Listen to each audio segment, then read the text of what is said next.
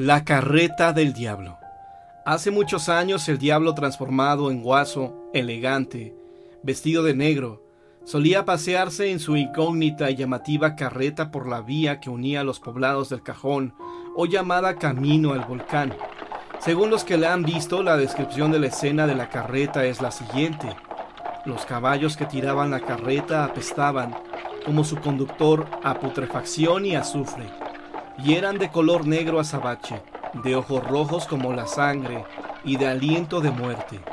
Cada vez que se sentía a lo lejos el ruido de los cascos de los caballos golpeando contra la endurecida tierra y el relinchar de las ruedas en madera en medio de la noche quieta, todos sabían secretamente que Mefistófeles había salido a buscar almas o a presagiar algún fallecimiento. También el relincho de los caballos delataban la presencia del príncipe de las tinieblas. Esos relinchos eran aterradores, tal como gritos de miles de almas encerradas, gimiendo su martirio en lo hondo y quemante del infierno. Entonces, si la carreta se detenía frente a la propiedad de algún poblador, todos adivinaban y desgraciadamente nunca se equivocaban. Ahí fallecía en poco tiempo alguno de sus moradores. Fue por aquella época, bajo la influencia de esta atmósfera, que Pedro, dueño de una pequeña parcela en el pueblito de Melocotón, hizo pacto con Luzbel. Pedro hizo su terrible trato durante una fría y silenciosa noche. Esperó la carreta y encaró al maligno en persona. Una vecina de esas que suelen husmear lo inacostumbrado y secreto, lo vio esa noche, escondida tras unos matorrales frondosos, y fue ella la que corrió el rumor que constituye hoy la parte esencial de esta leyenda. Era una noche fría, oscura y silenciosa. Ya todos dormían y ninguna alma vagaba por las calles. La mujer, vecina de Pedro, que a esas horas andaba en la calle, sintió un sonido de cascos de caballos y el relinchar y crujir de madera. Volvió la cabeza y entonces la suave brisa trajo hasta sus narices un olor a azufre y pudrimiento. Luego se percató de que el ruido cesaba, de que el silencio era inmenso. Se ocultó tras unas matas. Vio la silueta de una carreta que se detenía. Entonces oyó el infernal relincho de un caballo y luego el pausado respirar del señor oscuro. Ella sintió mucho miedo, como si su alma fuera atraída de una forma irresistible por el mal, por el pecado, por la tentación. Sentado bajo un árbol seco y deshojado, esperaba a Pedro. La mujer sintió que su cuerpo temblaba, que su alma se le escapaba por las narices y que sus huesos se astillaban. Sus sentimientos eran contradictorios. Horrorizada miró hacia el cielo, bajó la vista y vio a Satanás ofreciendo a Pedro un papiro arrugado y viejo para que firmara con su sangre su fatal destino de multimillonario con buena salud. Y Pedro aceptó.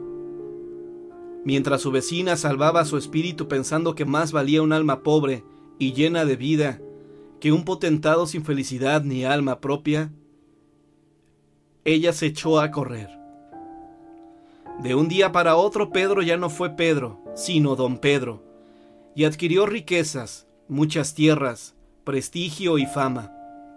Tanta reputación y popularidad, más el incontenible avanzar del tiempo, sin embargo, hicieron que don Pedro olvidara su convenio con Satanás, y aunque toda la gente de esos poblados comentaba el famoso pacto entre don Pedro y el diablo, este repentino millonario siempre callaba el origen de sus posesiones, de su riqueza. De tanto callar terminó olvidando, pero lo que estaba escrito y firmado se tenía que cumplir. Pasaron los años y don Pedro envejeció, hasta que 30 años después llegó la noche en que, según el trato olvidado por uno, pero no por el otro, el espíritu del mal se presentó para llevarse a su nueva presa. Esa noche don Pedro, más olvidadizo que nunca, se sintió atraído por la fría oscuridad y por el silencio, por la hermosa calma que todo lo envolvía, y salió en su lujoso carruaje, tirado por caballos, fina sangre por las desiertas calles del polvo. El destino se cumplió. En esa ocasión don Pedro desapareció. Se cuenta que tiempo después, en lo que hoy se conoce como el sector de El Toyo, una mañana heladísima, apareció el carruaje de don Pedro, en la que estaba solo su jorongo. No había ningún rastro de su cuerpo. Se le buscó por casi todo el valle del Maipo, pero nunca jamás apareció. La leyenda del Puente del Diablo. En Jalisco, al escuchar el nombre del Puente Grande, inmediatamente se nos viene a la mente el penal de máxima seguridad. Sin embargo, más allá de este lugar, Puente Grande es un famoso puente construido hace más de 300 años para que cruzara el río Santiago y facilitara el camino a todo aquel que fuera a Guadalajara o a las tierras del norte. Este puente, construido con toda la tecnología existente en aquel tiempo, tuvo una gran leyenda, por la cual se le apodó el Puente del Diablo, del cual se dice que se tuvo que firmar un pacto con el príncipe de las tinieblas para que pudiera ser posible su construcción. En 1718, durante la construcción del puente, los hombres que se dedicaban a esta obra les llamaban alarifes. Un alarife recibió el contrato para construir un puente en la carretera a Zapotlanejo y se comprometió a entregarlo en fecha determinada. Sin embargo, cuando a la gente le va bien, provoca sin querer envidia. Y nuestro alarife no era excepción, debido a que algunos envidiosos boicotearon su trabajo de diferentes maneras. Retraso en la entrega de materiales, accidentes, ausentismo de los trabajadores, entre muchas otras, hasta que llegó la víspera de la entrega del puente, y este aún no estaba terminado. El constructor estaba desesperado, pues no solo perdería dinero, sino todo el prestigio, por lo que tras su desesperación, dijo que no le importaría vender su alma al diablo con tal de terminar su labor. Y fue así que el demonio, quien siempre deseoso de llevar almas a su reino, apareció inmediatamente para celebrar un contrato con él. El constructor elaboró un contrato con el cual estaba dispuesto a arriesgar su vida y su alma con tal de no deshonrar el honor de su prestigio y de su familia, por lo que el diablo, ansioso de poseer una nueva alma, firmó el contrato y le prometió terminar la obra tal cual, y llegando la noche cobraría el pacto. Inmediatamente el príncipe de las tinieblas reunió a todas las fuerzas desde el mismo infierno, y justo antes del amanecer, el gran puente quedó concluido y en perfectas condiciones, por lo que al poco tiempo después llegaron los envidiosos que la habían boicoteado para reírse del fracaso que suponían acabaría con su prestigio del constructor, pero quedaron mudos de asombro al ver aquel camino de piedra posado en varios arcos y columnas completamente terminado. Más tarde llegaron los que habían encargado el trabajo al constructor y muy complacidos pagaron lo acordado. Sin embargo, al anochecer llegó el diablo a cobrar lo pactado, pero este hombre le dijo que no estaba obligado a pagar, pues el contrato no se había cumplido. Furioso, Satanás sacó el papel chamuscado y oloroso azufre con las firmas de ambos, pero el constructor mostró los renglones que especificaban que el puente debería ser terminado conforme a los planos. Los planos tenían en el centro una capilla dedicada al arcángel San Miguel, y como este era su más grande enemigo, se negó a dejar un lugar para rendirle culto, pensando que nadie se daría cuenta que faltaba la capilla. Por lo tanto, el astuto constructor se quedó con fama, dinero y el alma libre de tratos con el diablo. El Arco del Diablo. En la zona sur de Jalisco se encuentra una población llamada San Miguel. En este lugar existe un arco de acueducto que mide aproximadamente 5 metros de altura, el cual la gente dice es obra del chamuco. La historia de este arco es la siguiente. Existió hace muchos años un hombre llamado Miguel, que se ganaba la vida honradamente como campesino. Miguel sembraba maíz y obtenía buenas cosechas, pero la sequía hizo de las suyas y provocó estragos en su parcela. Poco se le había logrado y, desesperado, se vio tentado a invocar al Señor de las Tinieblas, con quien pactaría entregarle su alma a cambio de mucho dinero. El diablo escuchó la súplica del humilde campesino y se le manifestó una noche de luna llena. No se le apareció con cuernos y cola, sino como un jinete a bordo de un hermoso caballo negro. En cuanto lo vio, le preguntó sin rodeos qué era lo que le pasaba. El campesino le dijo que estaba desesperado y que estaba dispuesto a entregarle su alma a cambio de una cosecha muy grande, la cual le permitiría saldar las deudas que tenía y quedarse con mucho dinero. Para el diablo esto no representó ningún problema, y solo dijo: «Está bien, tú lo has pedido». Se retiró golpeando al animal y desapareció.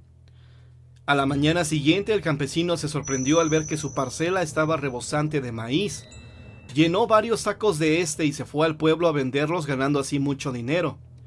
Los días pasaron y cada mañana encontraba más arroz. Llenaba los costales y viajaba al pueblo a vender la cosecha. El campesino por un momento se olvidó a quién le debía tal éxito, hasta que una noche se le apareció el jinete que había escuchado con atención sus súplicas. «Hola amigo, ¿cómo estás?», le dijo. «Vengo por lo que es mío». El campesino al verlo sintió mucho miedo. Un escalofrío le recorrió todo el cuerpo y por un momento se quedó sin habla. Después dijo: «He ganado mucho dinero». El jinete al escuchar esto sonrió. «¿Acaso crees que me interesa el dinero? Yo he venido por tu alma». El diablo se le abalanzó y se le trepó en la espalda. El campesino sintió unas garras rasgándole la piel, introduciéndose en su carne. Gritó y a pesar del inmenso dolor logró aferrarse en una peña. Se aferró lo mejor que pudo, pero esto fue insuficiente, pues el jinete logró llevarse al campesino, el cual, al momento de ser capturado por el maligno, arrancó unas rocas del peñasco, formando de esta manera el arco. Se dice que el jinete, es decir, el diablo, aparece de repente en este lugar para tentar a otros y convencerlos de entregarle su alma a cambio de favores terrenales. No falta aquel que por codicioso caiga en sus garras.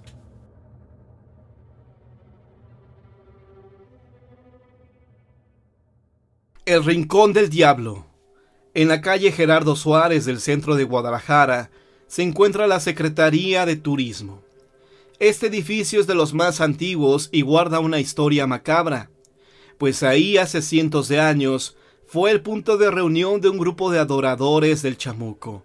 Lo irónico es que muy cerca de ahí, por la calzada Independencia, por el norte hasta la calle Juan Manuel, por el poniente hasta Belén y por el sur hasta cruzar por Hidalgo, se encontraba el convento Santa María de Gracia, hogar de las monjas.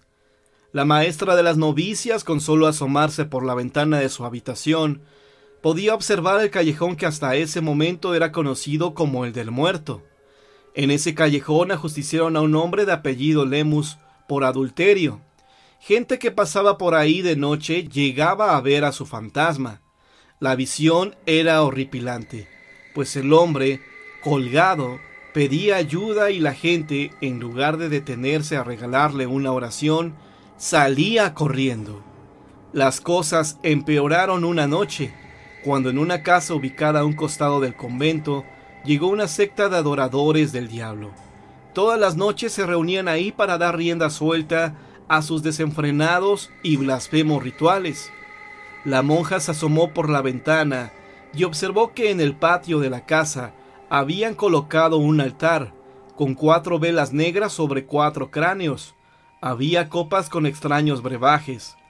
Había un Cristo de marfil que era azotado y escupido por los integrantes de esta secta. Los adoradores del chamuco tenían un cuadro de Lucifer, adornado con joyas. La monja rápidamente dio aviso a la Madre Superiora, la cual acudió a su habitación y se asomó por la única ventana que daba a la calle. Se alarmó con lo que vio y dio aviso al obispo de Guadalajara a través de su mayordomo. A la mañana siguiente la Santa Inquisición se preparó para actuar. Esperó a que cayera la noche y cuando los integrantes de esta secta ingresaron a la casa, cuya fachada no decía nada, ingresaron para capturarlos. Se dio una pelea fuerte entre satanistas e inquisidores. pero al final estos vencieron. Los integrantes de esta secta fueron llevados ante la Santa Inquisición y su paradero final fueron las mazmorras, donde pagaron caro sus actos sacrílegos. La casa de los adoradores del diablo quedó abandonada por años, y el callejón del ahorcado cambió su nombre a El Rincón del Diablo, porque decía la gente que enfrente de este lugar se aparecía el mismísimo príncipe de las tinieblas. La gente trataba de evitar pasar por ahí de noche, y en caso de que no tuvieran opción, lo hacían rezando. Con el paso del tiempo, el convento cerró sus puertas, y en este lugar, donde se encontraba el Rincón del Diablo, se colocaron estatuas de niños, fuente de los niños miones, con la creencia que con su presencia ahuyentarían al maligno. El Guamúchil del Diablo. En lo más alto de la cumbre de Totatiche, en Jalisco, llegando por el norte, se encuentra un árbol que data de hace más de 6 décadas. Este árbol de guamúchil produce una fruta exquisita y generalmente se encuentra en las barrancas de Jalisco. Se cuenta que este árbol hace muchos años era el objeto de horror para los habitantes de Totatiche, pues al caer la noche, de este guamúchil emergían diferentes imágenes. Es famosa la historia de un señor que al regresar por el camino de Balcones se topó con un perro negro que lo correteó por un buen tramo. Él logró escapar, pero del susto duró 6 meses en cama. Otras personas no veían perros sino ataúdes que presagiaban sus fallecimientos, y otros monstruos que siempre se manifestaban de color negro. Un señor que regresaba a su casa a bordo de su caballo, a punto de llegar a este árbol, el animal se rehusó a continuar. El señor le pegó con las espuelas y así hizo que avanzara el caballo, pues ya a los pies del guamúchil se volvió loco y tiró a su jinete. Y es en este lugar donde dicen algunas personas que se aparece el mismísimo diablo. La Cueva del Diablo, en Mazatlán, Sinaloa. Cuentan que hace muchos años en Mazatlán hubo un derrumbe tan fuerte que hizo una cueva, la Cueva del Diablo. Unos exploradores fueron a averiguar qué había dentro de este lugar. Pasaron años y nunca salieron. Tiempo después mandaron otro grupo que se amarró con una soga y acordaron que cuando algo pasara, la jalarían para que los de afuera los pudieran sacar. Así pasaron horas y no la jalaban. Entonces decidieron sacarlos, y cuando salieron estaban hechos cenizas. Desde entonces, nadie se atreve a meterse a la Cueva del Diablo, y cuando lo hacen, se pierden en un laberinto, y todo lo que toca quema hasta que mueres hecho ceniza. Por esta razón la llaman la Cueva del Diablo, porque hace muchos años, un sábado de carnaval, unas jóvenes de clase alta conocieron exactamente en este lugar a un joven muy guapo, vestido de negro, con un sombrero tipo español, que ellas se deslumbraron ante tal belleza del hombre, y continuaron el recorrido del carnaval en su compañía. Pero él invitó a la joven más bonita a cenar en privado en un restaurante llamado La Chiripa, y que justo en ese lugar el hombre se convirtió en el diablo, y se apoderó de la chica. El restaurante cerró en definitiva, y jamás se supo de la chica. Dicen que aún existe en el lugar la mancha de sangre que dejó la chica cuando el diablo se apoderó de ella. Ese lugar permanece cerrado. Han intentado poner diferentes negocios y ninguno ha funcionado.